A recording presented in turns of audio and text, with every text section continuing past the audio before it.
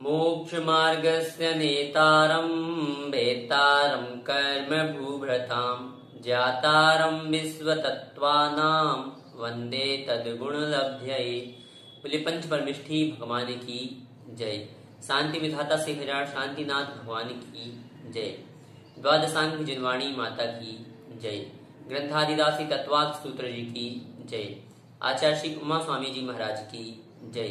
आचार्य श्री विद्यासागर जी महाराज की जय। परम पूज्य मुनि पुंगव श्री स्वार्थदा सागर जी महाराज की जय। अड़ाई द्वीपस्थ समस्त महामुनिराजों की जय। पिछली कक्षा से हमने चतुर्थ अध्याय का स्वाध्याय प्रारंभ किया था, जिसमें हमने देवों के भेदों के बारे में समझा। देव कितने निकाय वाले होते हैं, उनकी लेस्या के बारे में जाना।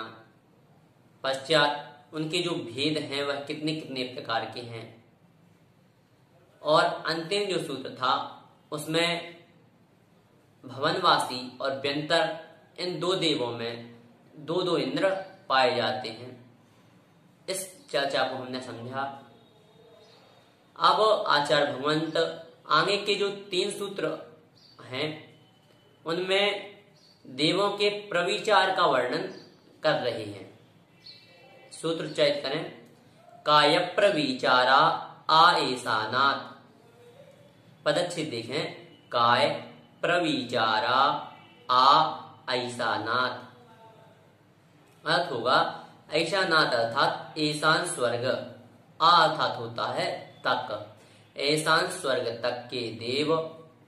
काय अर्थात काय से, प्रविचार अर्थात प्रविचार करते हैं। संपूर्ण अर्थ देखें। ऐशान स्वर्ग तक के देव काय से प्रविचार अर्थात शरीर से विषय सुख भोगने वाले होते हैं। प्रविचार किसे कहते हैं? तो मैथुन द्वारा उपसेवन को प्रविचार कहते हैं। और काय प्रविचार किसे कहते हैं? तो काय द्वारा किया जाने वाला प्रविचार काय प्रविचार कहलाता है। काय प्रविचार यह किनके पाया जाता है? तो आएसानाथ अर्थात ऐशान स्वर्ग के पूर्व अर्थात जो भवनवासी, व्यंतर और ज्योतिष, यह 3 देव हैं जो भवनत्रिक भी कहे जाते हैं। ऐसे यह 3 भवनवासी, व्यंतर और ज्योतिष को, यह 3 देव और सौधर्म स्वर्ग और ऐशान स्वर्ग के देव संक्लिष्ट कर्म वाले होने से मनुष्य बत स्त्री विषय सुख भोगते हैं। इस प्रकार से यह ऐशान स्वर्ग तक के देवों में किस प्रकार से प्रविचार होता है इसका वर्णन हुआ। अब आचार्य भगवंत जो शेष देव हैं उनके प्रविचार के बारे में वर्णन कर रहे हैं। सूत्र उच्चारित करें। शेषाः स्पर्श रूप शब्द मनः प्रविचाराः। पदच्छेद देखें। शेषाः स्पर्श रूप शब्द मनः प्रविचाराः। अर्थ होगा शेषाः अर्थात शेष देव। स्पर्श अर्थात स्पर्श, रूप अर्थात रूप, शब्द अर्थात शब्द और मनः अर्थात मन, प्रविचाराः अर्थात विषय सुख। इस प्रकार संपूर्ण अर्थ होगा शेष देव स्पर्श रूप शब्द और मन से विषय सुख भोगने वाले होते हैं। जो यह 4 हैं स्पर्श रूप शब्द मन, इनसे कौन कौन से देव प्रविचार करते हैं, किन किन देवों के कौन से प्रविचार पाया जाता है, इसे जानते हैं। हमने ऐशान स्वर्ग तक के देवों का काय प्रविचार समझ लिया था। अब जो प्रविचार है वह है स्पर्श प्रविचार। यह किनके पाया जाता है? तो यह सानत कुमार और महेंद्र स्वर्ग के देवों में स्पर्श काय प्रविचार पाया जाता है। अर्थात वह स्पर्श करने मात्र से अपने विषय सुख की संतुष्टि प्राप्त कर लेते हैं।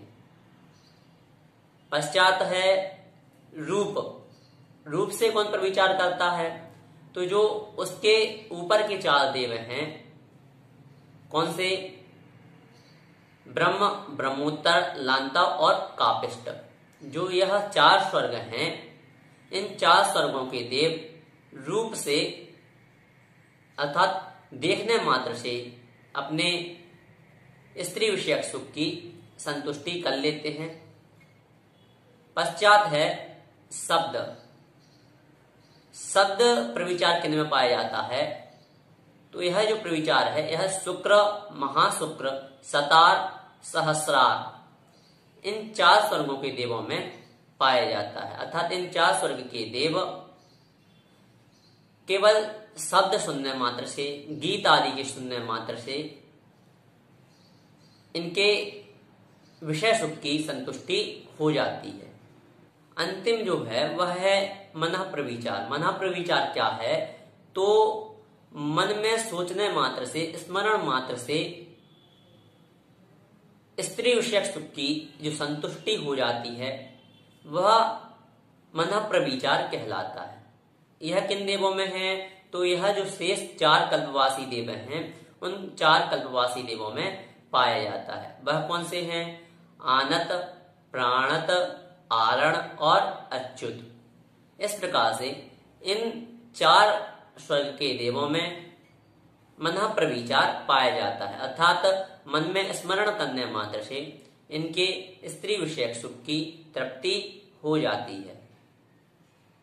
इस प्रकार से आचार्य भगवंत ने काय, स्पर्श, रूप, शब्द और मन, इस प्रकार 5 प्रकार से प्रविचार का वर्णन किया।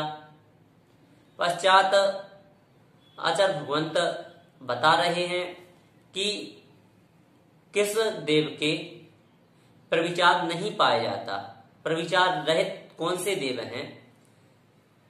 सूत्र उच्चारित करें, परे प्रविचाराः।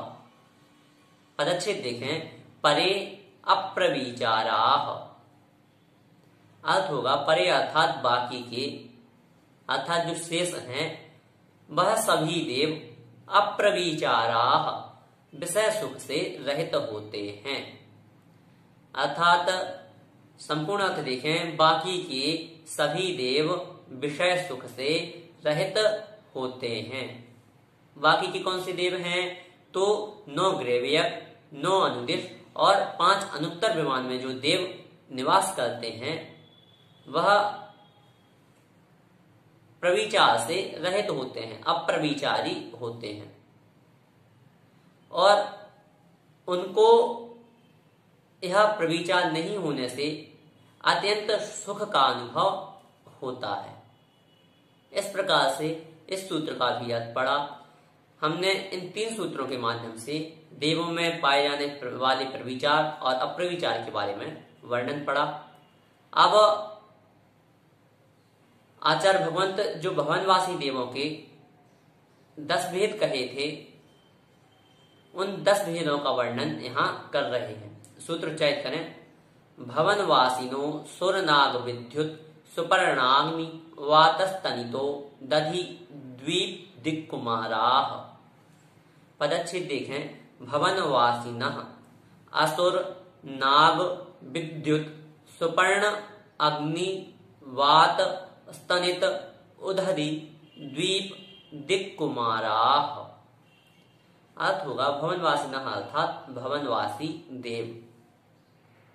भवनवासी देव 10 प्रकार के हैं। असुर अर्थात असुर, नाग अर्थात नाग, विद्युत अर्थात विद्युत, सुपर्ण अर्थात सुपर्ण, अग्नि अर्थात अग्नि, वात अर्थात वात, स्तनित अर्थात स्तनित, उदधि अर्थात उदधि, द्वीप अर्थात द्वीप और दिक् अर्थात दिक्। कुमारः जो यह पद है, यह पद अंत दीपक है। अंत दीपक होने के कारण यह सभी जो 10 भेद कहे, उन सभी के साथ यह पद प्रयुक्त होगा। संपूर्ण अर्थ देखें, भवनवासी देव 10 प्रकार के हैं। वे कौन हैं? असुर कुमार, नाग कुमार, विद्युत कुमार, सुपर्ण कुमार, अग्नि कुमार, वात कुमार, स्तनित कुमार, उदधि कुमार, द्वीप कुमार और दिक् कुमार। इस प्रकार से यह 10 भवनवासी देव हुए। भवनवासी देव किसे कहते हैं? तो जिनका भवनों में निवास रहता है वह भवनवासी देव हैं। इन्हें कुमार क्यों कहा गया है? तो यह जो देव हैं इनके वस्त्राभूषण, वेशभूषा आदि जो भी वस्तुएं हैं वह कुमारों के समान होती हैं। इस कारण से इन्हें कुमार यह संज्ञा प्राप्त होती है और कुमार यह पद इन सभी के बाद में प्रयुक्त होता है। जैसे असुर कुमार आदि जो देव हैं इन सब के पीछे यह कुमार शब्द प्रयुक्त होता है। यह जो भवनवासी हैं इनके भवन कहाँ हैं? तो इनके भवन जो 7 पृथ्वियां हमने अधोलोक में पढ़ी थी उसमें से प्रथम पृथ्वी रत्न प्रभा पृथ्वी के 3 भाग हुए थे, खर भाग, पंक भाग और अब्बहुल भाग। इनमें से जो पंक भाग और अब्बहुल भाग हैं इनमें असुर कुमार जाति के देवों का निवास होता है। पहले भाग जो है जो कि 16,000 योजन मोटा था उसमें से 1,000 योजन ऊपर तथा 1,000 योजन नीचे छोड़कर शेष खर भाग में जो शेष 9 देव हैं उन सभी देवों का निवास होता है। इस प्रकार से यह भवनवासियों के बारे में वर्णन हुआ। अब आचार्य भगवंत आगे के सूत्र में व्यंतरों के भेदों को कह रहे हैं। सूत्र उच्चारित करें। व्यंतराह किन्नर किम पुरुष महुरक गंधर्व यक्ष राक्षस भूत पिशाचाः। पदच्छेद देखें। व्यंतराह किन्नर किम पुरुष महुरग गंधर्व यक्ष राक्षस भूत पिशाचाः। अर्थ होगा व्यंतराह अर्थात व्यंतर देव, किन्नर अर्थात किन्नर, किम पुरुष अर्थात किम पुरुष, महुरग अर्थात महुरग, गंधर्व अर्थात गंधर्व, यक्ष अर्थात यक्ष, राक्षस अर्थात राक्षस, भूत अर्थात भूत, पिशाचाः अर्थात पिशाच। संपूर्ण अर्थ होगा व्यंतर देवों के किन्नर, किम पुरुष, महुरग, गंधर्व, यक्ष, राक्षस, भूत और पिशाच। यह 8 भेद हैं। व्यंतर किसे कहते हैं? तो यत्र तत्र विचरन्ति ति व्यंतराः, अर्थात जो यहां वहां विचरण करते हैं उसे व्यंतर कहते हैं। नाना प्रकार के देशों में जिनका वास रहता है वह व्यंतर कहलाते हैं। इनका निवास स्थान कहाँ है? तो इनका निवास स्थान जम्बू द्वीप से असंख्यात द्वीप समुद्र लांघकर प्रथम जो भाग है खर भाग उसमें राक्षस जो व्यंतर का भेद है उसे छोड़कर शेष 7 देवों का निवास होता है। अर्थात खर भाग में राक्षसों को छोड़कर शेष व्यंतर देवों का निवास होता है। राक्षसों का कहाँ होता है? तो राक्षसों का पंक भाग में निवास होता है। अब यहाँ तक भवनवासी और व्यंतर इन 2 देवों के वर्णन को हमने समझा। पश्चात आचार्य भगवंत जो देवों के 4 निकाय थे उसमें से तीसरे निकाय था ज्योतिष के देवों के वर्णन को यहाँ प्रतिपादित कर रहे हैं। सूत्र उच्चारित करें। ज्योतिष्काः सूर्या चंद्रमसौ ग्रह नक्षत्र प्रकीर्णक तारकाश्च। पदच्छेद देखें। ज्योतिष्काः सूर्या चंद्रमसौ ग्रह नक्षत्र प्रकीर्णक तारकाः च। अर्थ देखें। ज्योतिष्काः अर्थात ज्योतिषी देव, सूर्य अर्थात सूर्य, चंद्रमसौ अर्थात चंद्रमा, ग्रह अर्थात ग्रह, नक्षत्र अर्थात नक्षत्र, प्रकीर्णक अर्थात प्रकीर्णक, तारकाः अर्थात तारे, च अर्थात और। संपूर्ण अर्थ होगा ज्योतिषी देव 5 प्रकार के हैं। सूर्य, चंद्रमा, ग्रह, नक्षत्र और प्रकीर्णक तारे। इस प्रकार से यहाँ संपूर्ण अर्थ हुआ। अब जो ज्योतिषी देव हैं, इन्हें ज्योतिषी देव क्यों कहा जाता है? तो यह ज्योतिर्मय होते हैं, प्रकाशवान होते हैं, इसलिए इन्हें ज्योतिष के देव कहा जाता है। यह जो ज्योतिषी देव हैं, इनका निवास स्थान कहाँ है? तो इनका निवास स्थान इसी मध्यलोक में है। मध्यलोक में कहाँ है? तो समान भूमि से 790 योजन ऊपर से लेकर 900 योजन तक इनका निवास स्थान होता है। सबसे पहले 790 योजन पर तारकाएं निवास करते हैं। पश्चात 10 योजन ऊपर अर्थात 800 योजन ऊपर सूर्य निवास करते हैं। पश्चात सूर्य के पश्चात 80 योजन ऊपर अर्थात समान भूमि से 880 योजन ऊपर चंद्रमा निवास करते हैं। पश्चात 4 योजन ऊपर नक्षत्र निवास करते हैं। पश्चात 4 योजन ऊपर बुध ग्रह का निवास है। पश्चात 3 योजन ऊपर क्रमशः शुक्र, बृहस्पति, मंगल और शनिचर, इन 4 ग्रहों का निवास है। इस प्रकार से ऊंचाई की अपेक्षा 790 योजन से लेकर 900 योजन अर्थात 110 योजन में इनका निवास स्थान पाया जाता है तथा इनका निवास क्षेत्र लंबा कितना है? तो लंबे की अपेक्षा घनोदरी वलय पर्यंत असंख्यात द्वीप समुद्र प्रमाण इनकी निवास स्थान की लंबाई है। घनोदरी वलय पर्यंत अर्थात जो यह तीनों लोक हैं, इन तीनों लोकों को सबसे पहले घनोदरी वलय जो है वह घेरे हुए है, अर्थात पूर्व से पश्चिम तक घनोदरी पर्यंत तक इनका निवास स्थान है, इनकी निवास स्थान की लंबाई है। इस प्रकार से यह जो है ज्योतिष के देवों के निवास स्थान के बारे में समझा। इनकी संख्या कितनी कितनी है? क्या सभी एक एक होते हैं?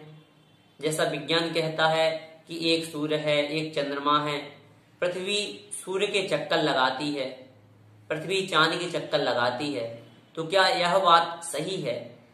तो यह जो बात है यह पूर्णतः गलत है। क्यों? क्योंकि जो हमारे शास्त्र हैं उनमें यह वर्णन मिलता है कि जो यह सूर्य और चांद हैं यह मेरु की प्रदक्षिणा देते हैं। कहाँ देते हैं? तो 2.5 द्वीप के अंदर जितने भी सूर्य, चंद्रमा, ग्रह, नक्षत्र, तारे हैं वह सभी मेरु पर्वत जो है उसकी प्रदक्षिणा देते हैं। और 2.5 द्वीप के बाहर जितने भी सूर्य चंद्रमा हैं वह सभी स्थित होते हैं, अर्थात वह अवस्थित अवस्था में ही पाए जाते हैं। हमारे यहाँ गिनती कितनी है, सूर्य चंद्रमा कितने हैं? तो सबसे पहले जम्बू द्वीप में देखें तो जम्बू द्वीप में 2 सूर्य तथा 2 चंद्रमा हैं। इसी प्रकार से ग्रह, नक्षत्र और तारों की भी संख्या है। उसका वर्णन पढ़ने के लिए आप सर्वात सिद्धि जी और भी जो टीकाएं हैं उन्हें देख सकते हैं। यहाँ हम सूर्य और चंद्रमा की संख्या को पढ़ रहे हैं। तो सबसे पहले जम्बू द्वीप में 2 सूर्य 2 चंद्रमा हैं। जम्बू द्वीप को घेरे हुए जो लवण समुद्र है उसमें 4 सूर्य और 4 चंद्रमा हैं। पश्चात धातकी खंड द्वीप में 12 सूर्य तथा 12 चंद्रमा हैं। पश्चात कालोदरी समुद्र में 42 सूर्य तथा 42 चंद्रमा हैं। और अंतिम जो अर्ध द्वीप है अर्थात पुष्करार्ध द्वीप, उस पुष्करार्ध द्वीप में 72 सूर्य तथा 72 चंद्रमा हैं। अर्ध पुष्कर में इतने हैं तथा अर्ध जो शेष पुष्कर है उसमें भी इतनी ही संख्या जानना चाहिए। शेष सभी द्वीप समुद्रों में क्रमशः दूनी दूनी जानना चाहिए। आज हमने 6 सूत्रों को पढ़ा।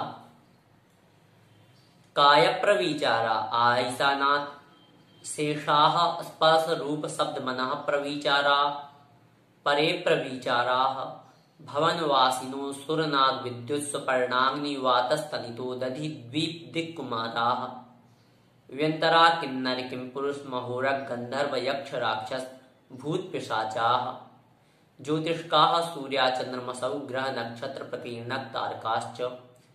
इस प्रकार से इन 6 सूत्रों के माध्यम से हमने आज देवगति के बारे में वर्णन को समझा।